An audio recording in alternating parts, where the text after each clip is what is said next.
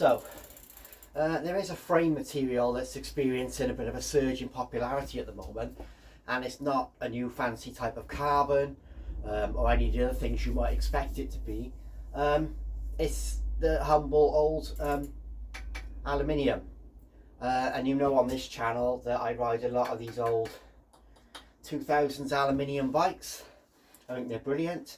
I think they're a good weight. I think they're stiff and responsive. I think especially the older bikes, obviously you've got these cool paint schemes and things like that, but as a material itself, aluminium still makes a lot of sense in 2024 and going forward into next year as well. I think we're going to see a bit of a resurgence in aluminium bikes as more of a at the higher end, because for a long time aluminium has been seen as sort of a budget bike material, I suppose, because a lot of the cheapest bikes are made out of aluminium. And then you've got obviously steel with its reputation and its trendiness, and it's kind of you know, more of a top tier, and you've got titanium then at the top of the metal bikes, if you like. And then obviously carbon is massively popular, but I think there are sustainability issues with carbon, and a few other I think people are over it. I really think people are over it. Aluminium is going to definitely make a comeback.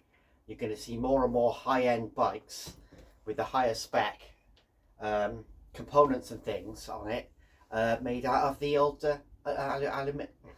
aluminium, or aluminum if you're American. It's got the wrong reputation. It's got a reputation for being stiff and harsh.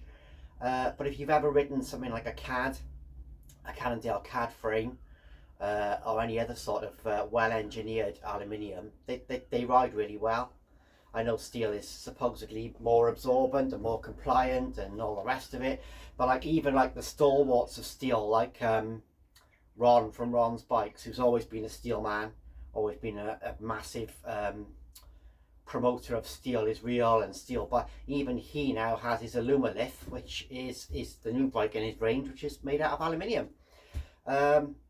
And he states it's for with the stiffness, which there is a little bit more stiffness to it, but it comes with obviously responsiveness. It comes lightweight. It's massively cheaper. A frame in aluminium is going to be half the price of the same frame in carbon, and it's just got an awful lot going for it. I think we're going to see now, going ahead, a huge resurgence, and maybe even on the road. You know, obviously mountain bikes, there's always been a kind of a core mid-range sort of aluminium bikes, and then you had your carbon top end stuff. But with road bikes, it tended to be the budget stuff that was aluminium, and then everything kind of went carbon.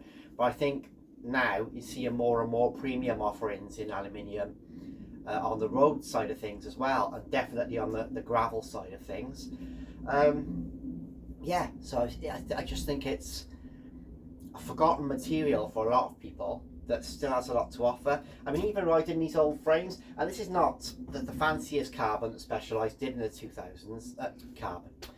It's not the fanciest aluminium that Specialized did in the 2000s. This is their A1, which is the sort of lower grade, if you like, for whatever reason. And this bike rides fantastic. It's such a great bike. Obviously, you can see I've got it as a bit of a retro setup.